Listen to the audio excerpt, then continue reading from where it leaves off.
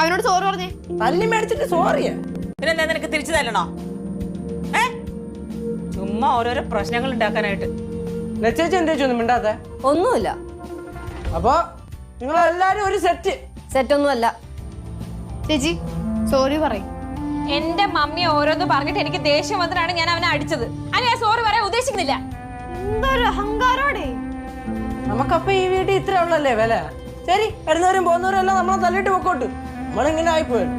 എടോ, തനിക്ക് തന്റെ അച്ഛനും അമ്മനും ദേഷ്യം വന്നത് തെറ്റൊന്നുമില്ല. മാതാപിതാക്കൾ ആരെന്ത് പറഞ്ഞാലും മകളായ ദേഷ്യം വരും എന്ന് പറയാൻ എന്റെ ചെറുക്കനെ എങ്ങാനും തല്ലിയ എന്റെ അച്ഛന്റെ അമ്മയുടെ കയ്യിൽ നിന്ന് അടി കൊള്ളാനുള്ള യോഗ്യത പോലും നിങ്ങൾക്കില്ല. ഒച്ചെടുക്കരുത്. നീ ആരോട് സംസാരിക്കാറിയാവാ? നിനക്ക് നിന്റെ മമ്മിയുടെ കൂടെ പോണോ? വേണ്ട. ഇവളുടെ സമ്മതം ഇല്ലാതെ നിങ്ങൾ ഇവിടെ എവിടെയും കൊണ്ടുപോകത്തൊന്നുമില്ല. ഞാൻ എന്റെ മോളെ എനിക്ക് ഇഷ്ടമുള്ളത് കൊണ്ടുപോകും. നിന്നെ കൊണ്ടറിയാൻ പറ്റുമോ? ആ തടയാൻ പറ്റും. ആദ്യമൊക്കെ പദവി എന്നുള്ളത് ശരിയാണ്. പക്ഷേ ഉണ്ടല്ലോ, ഇപ്പോഴത്തെ ഈ സിറ്റുവേഷൻ എന്നെ കൊണ്ട്